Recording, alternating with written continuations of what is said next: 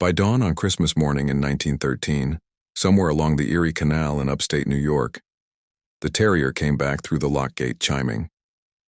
Just the collar. No dog inside it. The bell swung clean against the iron latch post at lock 12, ringing twice in the cold near Tribes Hill, then kept ringing soft and far down the towpath where nothing moved and no prints marked the frost. Snow had fallen fine all through Christmas week that year, the kind that sifted down slow and settled light on the stone coping along the canal, on the wooden miter gates, on the iron stanchions and the coiled ropes and the narrow plank walkways that spanned the lock chamber. The Erie ran quieter in winter.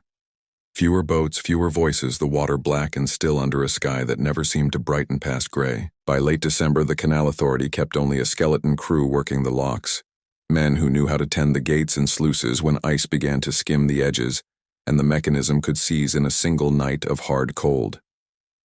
Lock 12 sat a quarter-mile east of Tribes Hill, a little hamlet where the canal bent south through farmland and low hills dotted with birch and scrub pine. There was a parish hall, a general store, a handful of houses set back from the towpath, and not much else. The lock itself was a double chamber, stone-walled and deep with heavy wooden gates at both ends and a small keeper's cottage built into the hillside just above the upper gate. Lanterns hung on iron hooks along the walkway, and on still nights their light sat in the air like something you could cup in your hands. A shopkeeper's wire-haired terrier named Pickle had slipped from a child's wool scarf on the evening of December 22nd, a Monday, while families gathered in the parish hall to sing carols. The dog was small, quick, the kind that chased sparrows and nipped at pant cuffs and wore a brass bell collar that chimed when it moved. The child, a girl of 7 whose father ran the store, had been holding the dog wrapped in her scarf to keep it warm. But Pickle wriggled free near the door and trotted off into the blue dusk before anyone could call it back. The girl cried. Her father promised they would find it after the carols ended. They didn't. The lock that night was in the care of Horace Lund, 41 years old, a canalman who had worked the Erie for nearly 20 years. Lund was the kind of man people called steady. He didn't drink. He didn't talk much. He showed up on time and he worked alone without complaint, which is why the Canal Authority gave him the Christmas week overnight trick.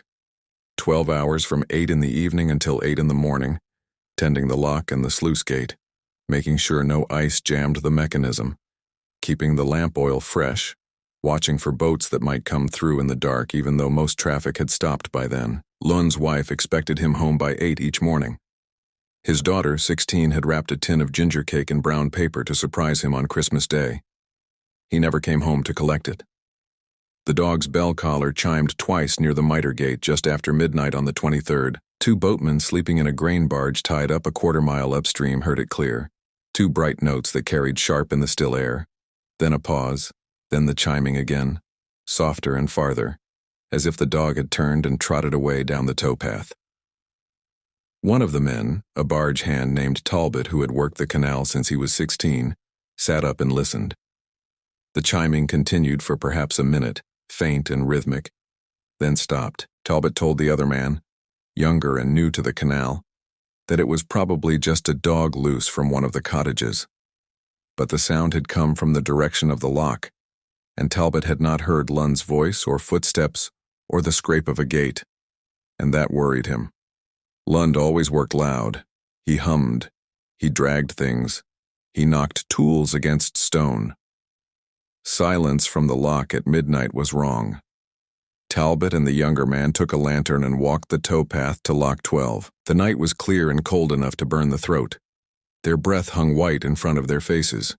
Snow lay thin on the path, unmarked except for their own boots and a set of tiny paw prints that led from the gravel lane near the parish hall onto the stone coping at the edge of the lock chamber.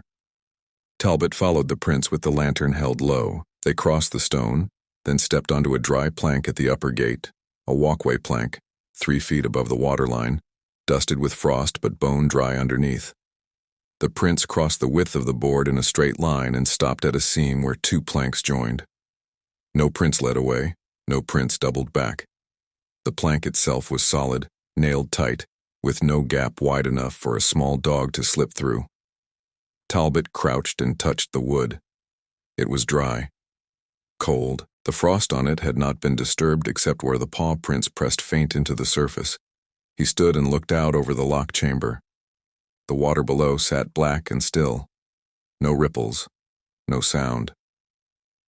He turned and saw the younger man staring at a spot near the upper gate, his face gone pale in the lantern light. "What?" Talbot said. The younger man pointed. "There," he said. "You see it?" Talbot looked. At first he saw nothing. Then he saw the breath. It rose in short bursts from a spot in the air about 2 feet above the stone coping, the way a panting animal makes vapor in cold air. But there was no animal, no shape, just the breath, rising and fading, rhythmic and steady. Talbot stepped toward it. The breathing stopped. The air went still. What remained was a smell, wet wool and soap. The yellow soap Lund kept in a tin by the hand pump in the lockhouse. "Jesus," the younger man said, and he backed away from the gate and refused to go any farther. Talbot crossed the walkway alone and tried the door to the lockkeeper's cottage. It was unlocked. He pushed it open and stepped inside. The air tasted like iron. The oil lamp on the desk still burned low, the wick trimmed neat. Lund's wool coat hung on a peg by the door. His tin lunch pail sat on the floor, lid open, half a biscuit still inside. The logbook lay open on the desk. Talbot leaned over and read the last entry, written in Lund's careful hand. 11:40 p.m., all clear. Gate secure. The ink was dry. Nothing came after. Talbot called Lund's name. No answer. He checked the back room where the tools and rope were stored. Empty. He went back outside and called again, louder, his voice echoing off the stone walls of the lock chamber. Still no answer. At dawn, when the sky turned from black to gray and the snow began to fall again, Talbot and the younger man walked the lock a second time. That was when they found the rope. It lay coiled on the stone coping near the lower gate, neat as if someone had just set it down. Talbot had passed that spot an hour before and the rope had not been there. He was certain. He reached down and touched it. The rope was warm, not just cool or room temperature, but warm, as if it had been held in someone's hands or laid near a fire. It smelled faintly of the yellow soap from the lockhouse. Talbot pulled his hand back and stared at the coil. The frost on the stone all around it lay smooth and unbroken.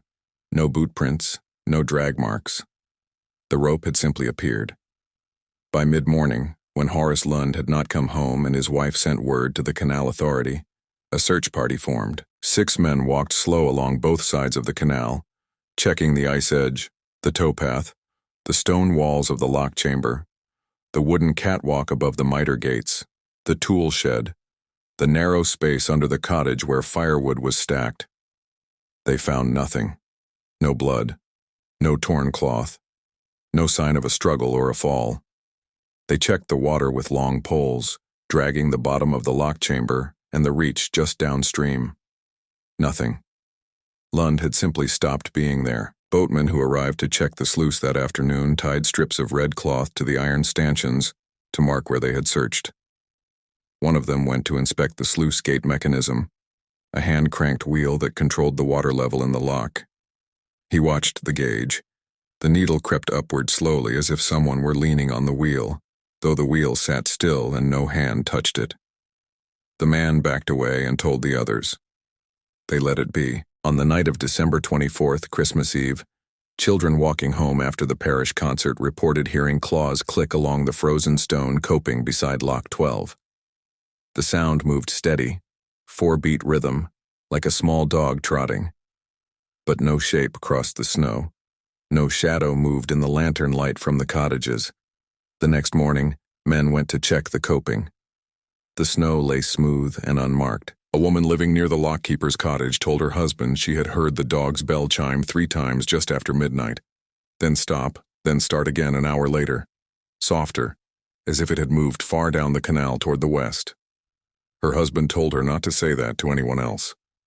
On New Year's Eve, just before midnight, the handbell inside the locked tool shed at Lock 12 rang 13 slow notes. The shed sat 20 yards from the cottage, a narrow wooden structure with a sloped roof and a single door that had been bolted shut since December 26th.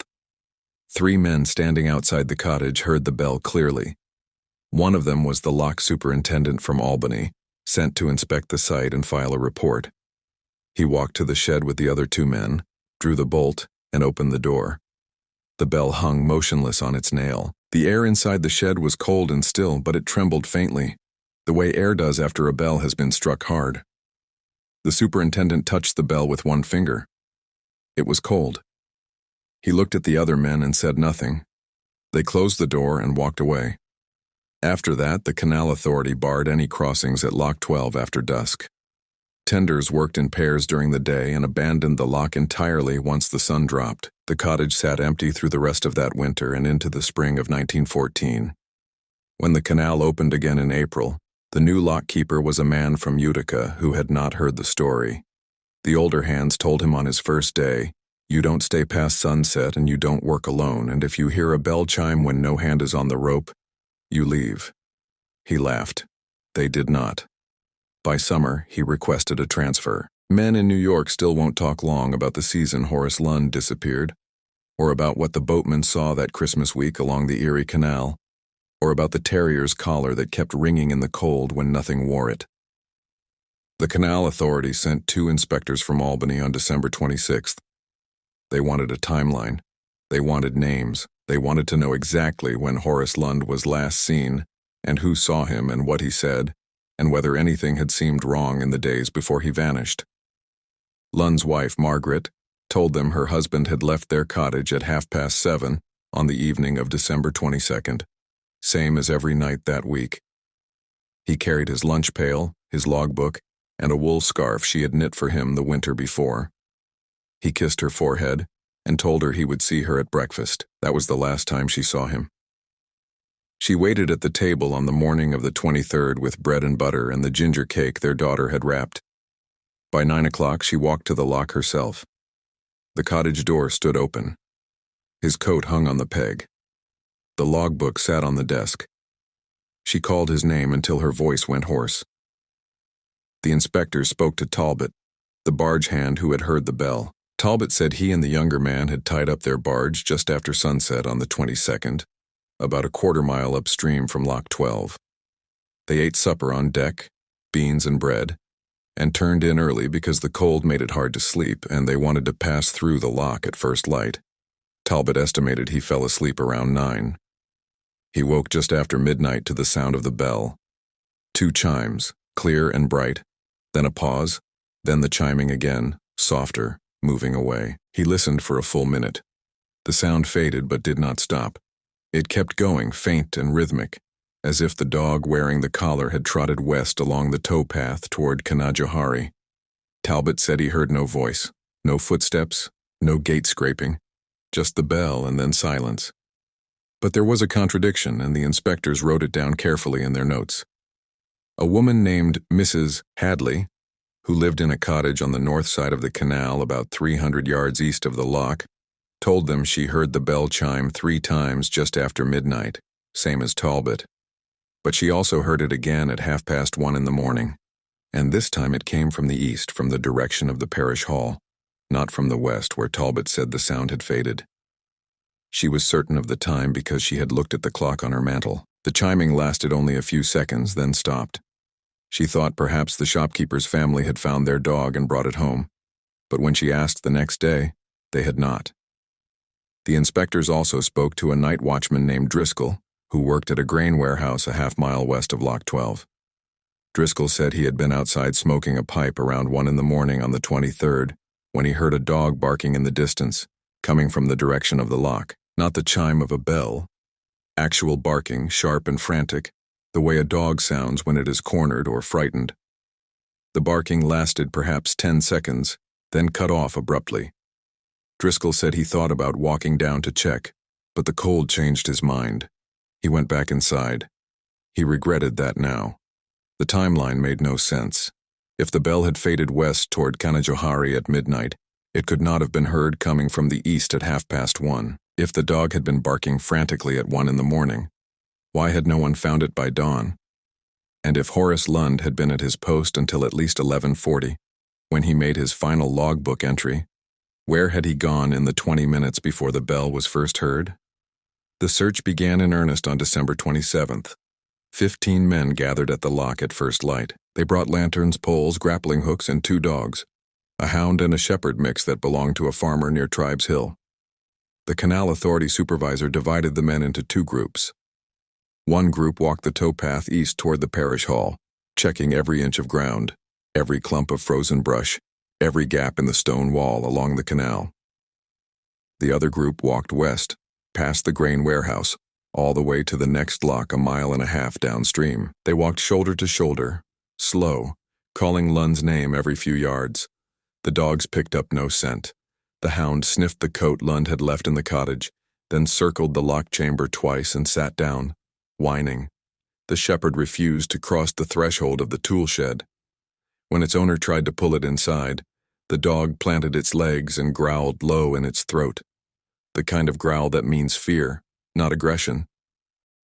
The owner gave up and tied the dog to a post outside. It sat there trembling until they left.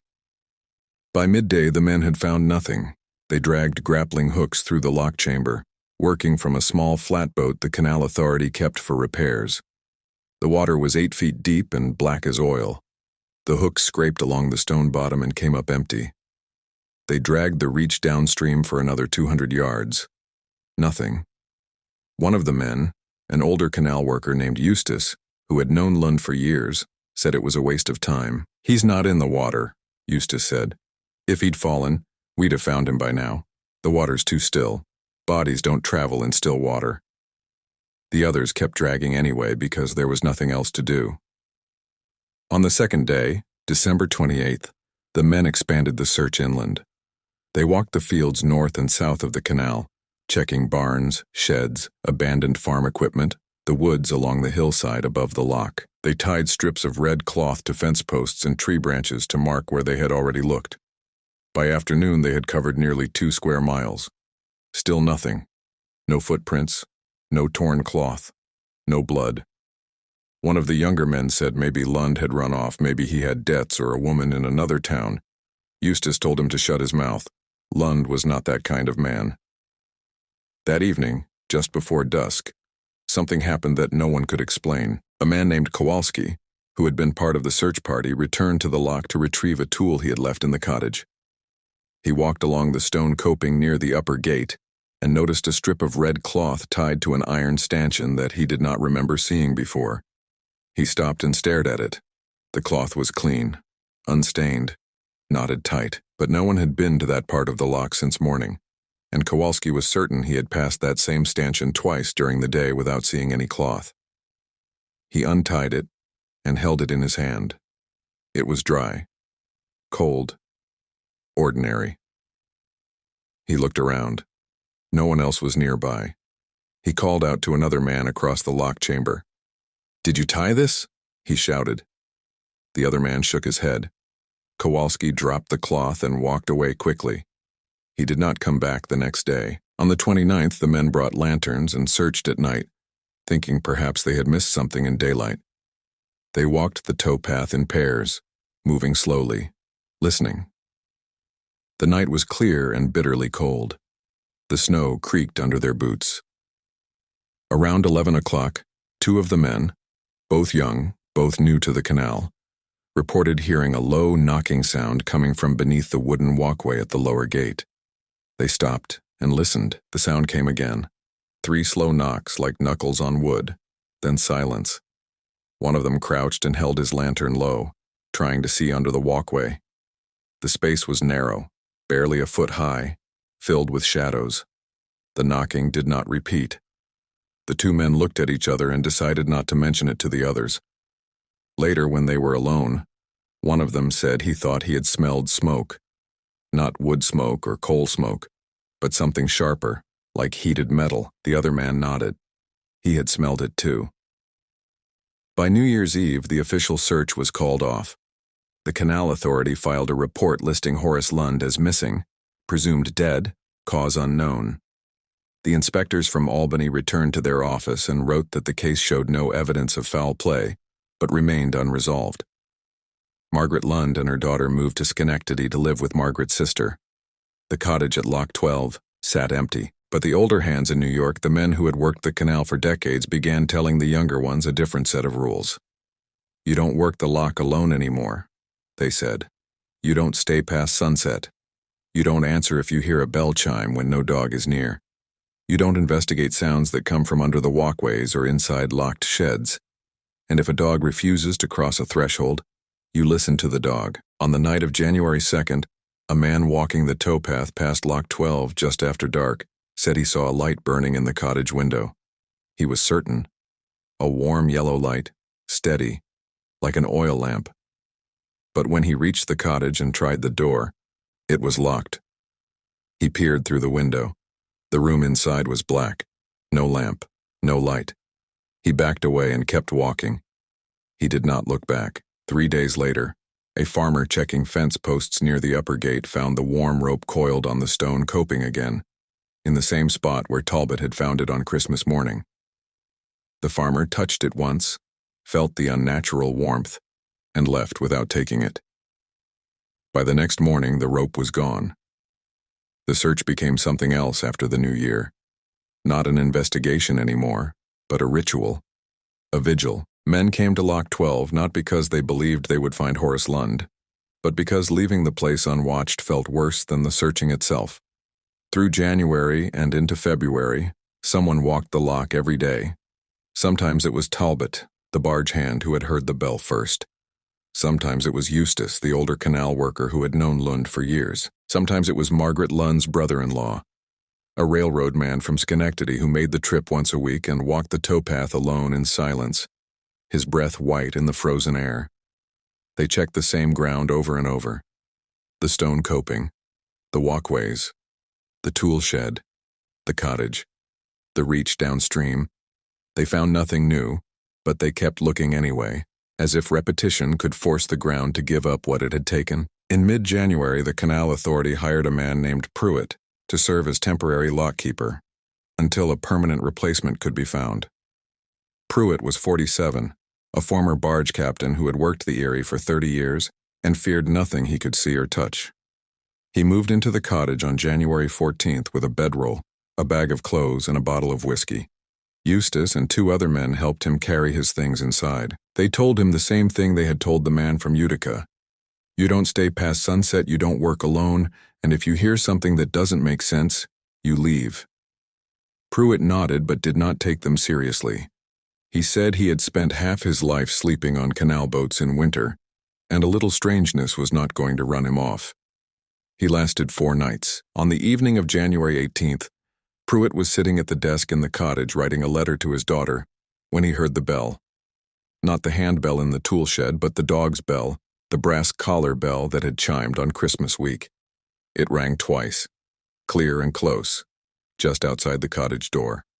Pruitt stood and opened the door. The towpath was empty. The snow lay smooth and undisturbed in the light from his lantern. He stepped outside and called, "Who's there?"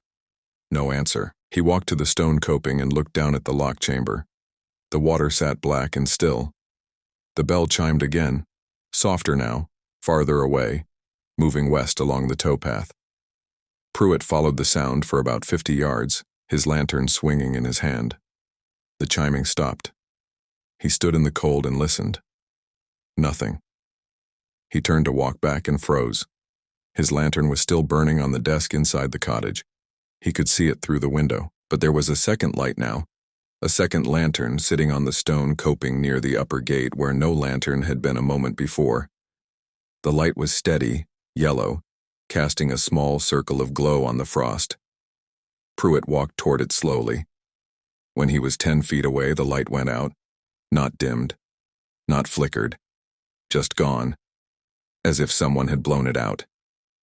Pruitt ran back to the cottage, gathered his bedroll and his bag, and left. He did not return for his bottle. When Eustace asked him the next day what he had seen, Pruitt said only, "I don't know, and I don't want to." He requested reassignment to a lock near Rome and never spoke of Lock 12 again. On February 9th, a Thursday, Margaret Lund's brother-in-law was walking the towpath near the lock when he found a page torn from Lund's logbook lying on the stone coping near the lower gate. The page was clean, unstained, as if it had just been set down. The brother-in-law picked it up carefully. The handwriting was Lund's. He recognized it immediately. The entry was dated December 23, 1913. But that was impossible. Lund had disappeared in the early hours of December 23rd. The last entry in the logbook, still sitting on the desk in the cottage, was dated December 22nd at 11:40 p.m. The brother-in-law read the entry 3 times. It said, 12:20 a.m., heard bell at upper gate, checked, found nothing. Gate secure, returning to house. The handwriting was steady, unhurried, exactly like every other entry Lund had ever made. There were no signs of distress, no tremor in the letters, no smudging. The brother-in-law folded the page and walked directly to the Canal Authority office in Tribes Hill. He showed it to the supervisor, a man named Keller who had worked with Lund for a decade. Keller held the page up to the light and stared at it for a long time without speaking. Finally he said, "That's his hand." No question. He set the page on his desk and stepped back from it as if it might move on its own. Keller and the brother-in-law returned to the cottage and checked the logbook. The last entry was still December 22nd at 11:40 p.m. The page after it had not been torn out. It was blank.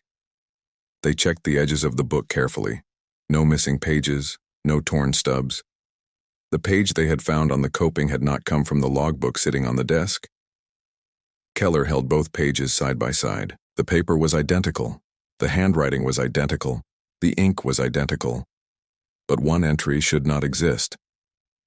"Who else has been in this cottage?" Keller asked.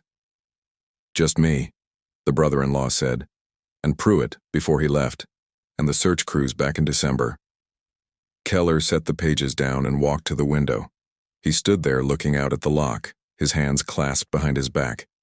After a long silence, he said, "I want you to stop coming here." "Why?" "Because nothing good comes from this place anymore," Keller said. "And because if Horace wrote that entry, he wrote it after he was already gone." The brother-in-law did not argue. He left the cottage and did not return. Word of the logbook page spread quietly through the canal community. People did not talk about it openly, but they talked. Some said Lund must have written the entry earlier, and it had blown out of the cottage and only just been found. Others said someone was playing a cruel joke, forging Lund's handwriting to keep the mystery alive. But Eustace, who had worked beside Lund for 15 years, said neither explanation made sense. The page had been found 2 months after Lund disappeared.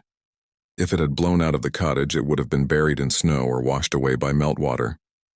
And no one in Tribes Hill had any reason to forge Lund's hand or enough skill to do it so perfectly. Eustace believed the page had appeared the same way the warm rope had appeared, out of nowhere in a place already searched, left there by something that moved through the lock without boots or breath. A few whispered it wasn't a man at all that had written the entry. A few said the lock itself had learned Lund's handwriting the way it had learned the rhythm of his footsteps and the sound of his voice, and now it was using those things the way a person uses a mask. Most people did not say anything.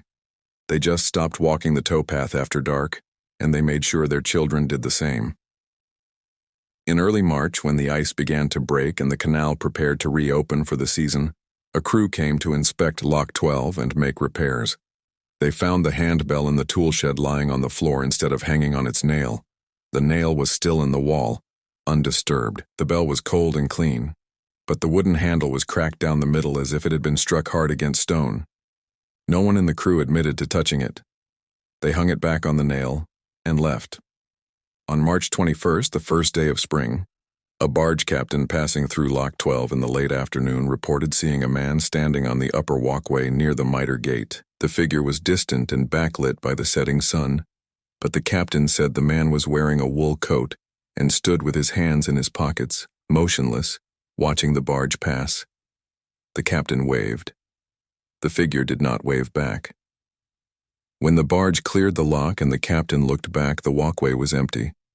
He asked the lock tender, a new man from Syracuse, if anyone else was working the lock that day. The tender said no. He had been alone since morning. After that, nobody in New York worked Lock 12 alone before dawn or after dusk.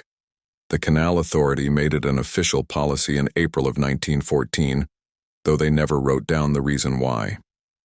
Tenders were always assigned in pairs. If one needed to step away, the other waited. If something needed to be checked after dark, it waited until morning. The new rules were taught to every worker on their first day, and no one questioned them because the older hands made it clear. You follow the rules, or you leave. By summer, the warm rope had been found 3 more times, always on the stone coping near the lower gate, always in the early morning, always gone by noon. No one picked it up anymore.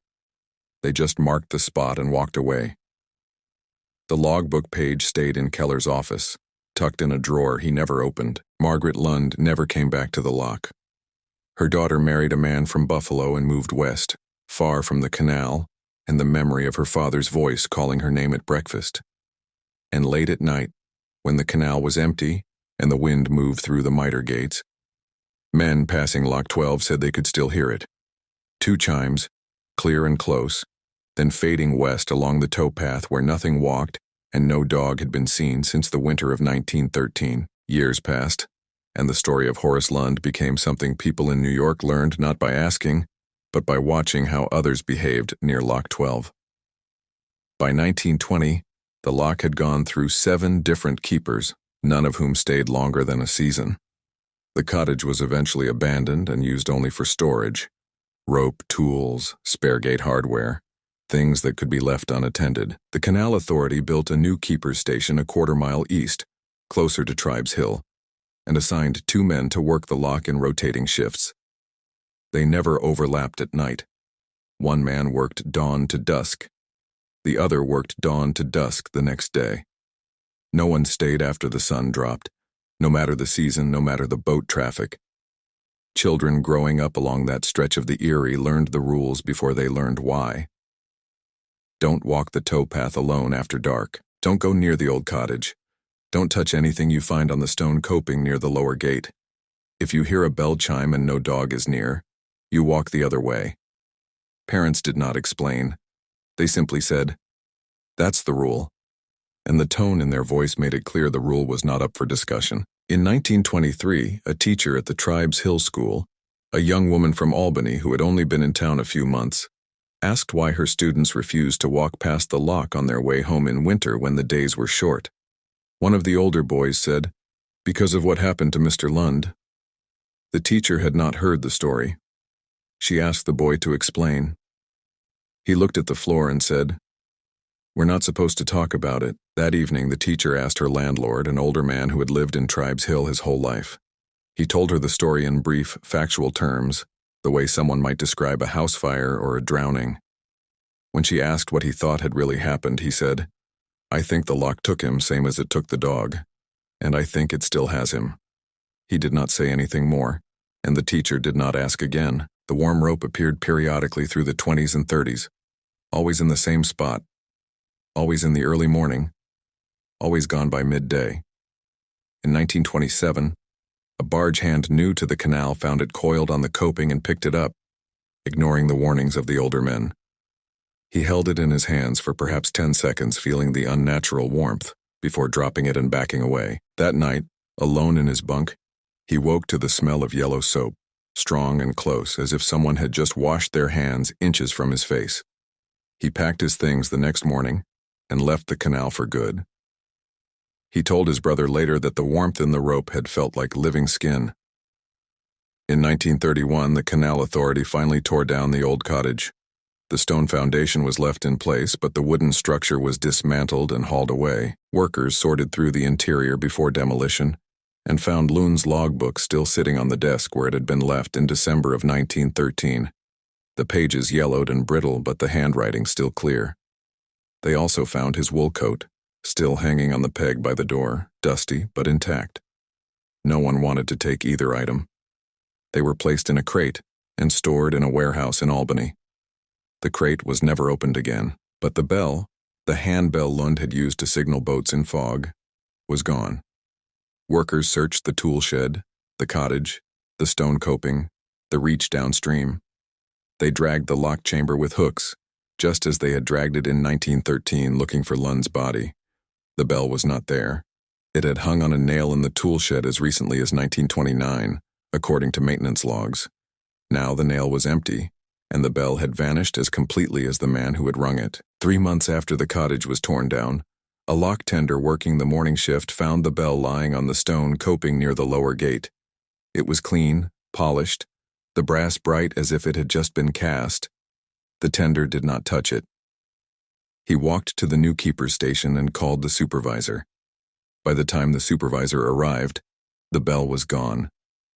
Through the Depression and into the war years, Lock 12 operated quietly. Boats passed through. Gates opened and closed. Water rose and fell. But the lock was never left unattended at night, and the towpath between the ruined foundation and the lower gate was avoided after dusk even by men who had worked the canal for decades and claimed they feared nothing. In 1947, a boy from Tribes Hill, 12 years old, was dared by his friends to walk the towpath past Lock 12 alone at midnight. He refused. His friends called him a coward. The boy's father, who had been standing nearby and overheard, told the other boys to shut their mouths. He said his own father had been part of the search party in 1913 and had heard things near that lock no man should hear. He said the rules about Lock 12 were not superstition, they were survival. The boys did not argue. By the 1950s, when the canal system began to decline and commercial traffic slowed, Lock 12 was one of the first to be decommissioned. The gates were sealed, the mechanism was drained and locked in place. The towpath was maintained for recreational use, but the lock itself was left to rust and settle. The new keeper's station was closed. The stone coping cracked in places where ice had worked into the seams. Grass grew through the walkways. The iron stanchions turned orange with corrosion. But people in New York still would not walk that stretch of towpath alone after dark. Hikers and cyclists who used the trail during the day said the air near Lock 12 felt heavier than it should, colder, even in summer. Some reported hearing a faint chiming sound, rhythmic and distant, like a small bell moving through the trees on the far side of the canal. Others said they smelled soap, not modern soap, but the harsh yellow soap their grandparents had used, the kind that came in tin bars and burned your hands if you scrubbed too hard. In 1965, a state historical society placed a plaque near the site of the old cottage, marking Lock 12 as part of the original Erie Canal system. The plaque mentioned the lock's construction date, its dimensions, and its role in regional commerce. It did not mention Horace Lund. When a local historian suggested adding a line about the 1913 disappearance, the proposal was quietly rejected. The Historical Society's director, a man from Rochester who had spent time researching the canal's history, said simply, "Some stories don't need to be preserved in bronze." But the story was preserved anyway, passed from one generation to the next, not in writing but in behavior, in the unspoken rules, in the way people walked faster near the ruined foundation, in the way parents pulled their children closer when they passed the stone coping, in the way old men sitting on porches in Tribes Hill on summer evenings would sometimes pause mid-sentence and look toward the canal when the wind picked up, as if listening for something they hoped not to hear. There were 3 versions of what happened to Horace Lund, and people in New York knew all of them. The first version said he had enemies, a debt, a woman, something human and explainable that had driven him to run or driven someone else to harm him. This version required belief in coincidence, that the dog had wandered off at the exact moment Lund chose to disappear, that the bell had chimed by accident, that the warm rope and the logbook page and the lights in the empty cottage were all misremembered or misunderstood. This version was neat, it closed easily, but it did not explain the rope or the backward breath or the bell that rang 13 times from inside a locked shed, or the page written in Lund's hand on a date he should not have been alive to write. The second version said it was an accident. Lund had slipped on the ice and fallen into the lock chamber, or he had gone to check something on the downstream side and fallen into the canal, and the current had carried him far enough that the search parties never found him. This version required belief in failure, that 15 men with poles and hooks and dogs had somehow missed a body in still water 8 feet deep. It did not explain the warm rope, or the lights, or the logbook page, or the bell that vanished and reappeared at will. But it was easier to say aloud than the third version, and so people said it when they had to say something. The third version was not spoken. It was felt. It lived in the space between what people saw and what they allowed themselves to believe. It said the lock had taken Horace Lund the same way it had taken the dog, and that something in the stone and water and iron had learned to mimic the shapes of living things. Their warmth, their handwriting, their bells, their breath. It said Lund had not left. He was still there, folded into the lock somehow, walking the same 20 yards of towpath over and over, checking the same gates, trimming the same lamp, writing the same entries in a logbook that no longer existed. And sometimes, when the conditions were right, when the air was cold and still and someone stood too close to the coping at the wrong hour, that shape brushed against the living world and left proof. A rope that should be cold but was warm, a page that should not exist, a bell that rang when no hand pulled the cord. Which version makes sense here? The human one, the accident, or the impossible one people around Lock 12, New York, still refuse to say out loud even now, more than a century later. Subscribe so you don't miss the next story.